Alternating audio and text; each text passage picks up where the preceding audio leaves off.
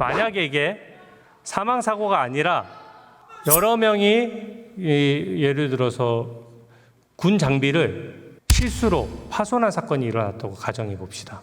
이 정도면 확신범 수준입니다. 상식이 있는 사람이라면, 공감 능력이 있는 사람이라면 바로 잘못을 깨달았을 겁니다. 주진우 의원은 최혜병 어머니를 찾아뵙고 무릎 꿇고 사죄하십시오. 대전 현충원에 계신 최혜병의 묘역에 가서 참회하십시오.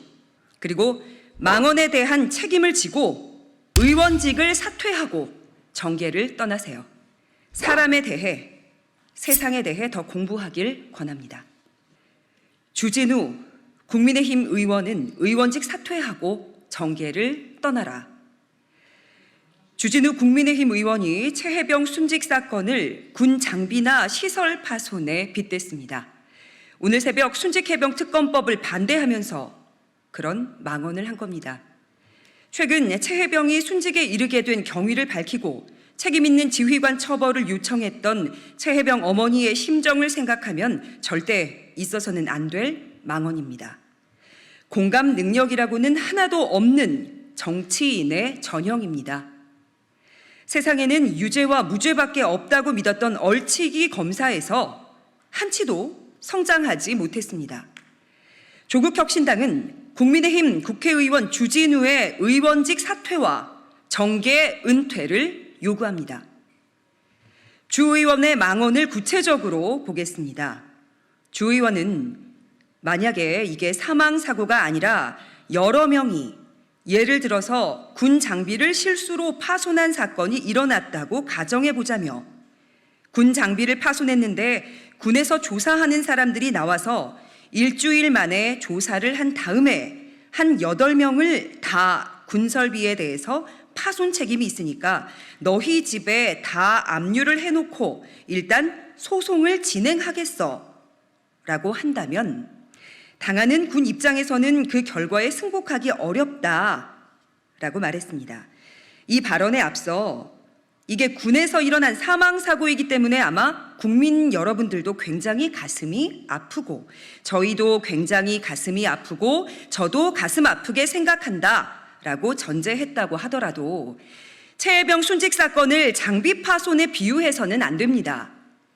절대 있어서는 안 될 망언입니다. 주 의원이 이 망언을 바로 잡을 시간은 충분했습니다. 야당 의원들이 사람과 장비가 어떻게 같습니까? 라고 항의했습니다. 강유정 더불어민주당 의원은 장비가 아니라 사람이고 손괴가 아니라 사망이다. 장비는 새로 사면 되지만 아들은 어디서 되찾을 수 있느냐 이렇게 따졌습니다. 그런데 주 의원은 다시 망언을 이어갔습니다. 군 시설이 20억짜리 고액의 시설이 파손됐을 때 일주일 만에 조사 결론을 내고 8명에 대해서도 구상권 행사하기 위해서 집을 압류한다면 그 군의 사기도 사기지만 그 8명의 사람은 굉장히 불안한 지위에 있는 것이죠. 라고 말이죠. 이 정도면 확신범 수준입니다. 조국혁신당이 가르쳐 드리겠습니다. 정치는 국민의 눈물을 닦아드리기 위해 존재합니다. 그런데 주 의원은 최혜병 유가족에게 피눈물을 흘리게 했습니다. 최혜병 순직과 순직수사 외압의 진실이 밝혀지길 바라는 국민의 가슴에 씻을 수 없는 상처를 남겼습니다.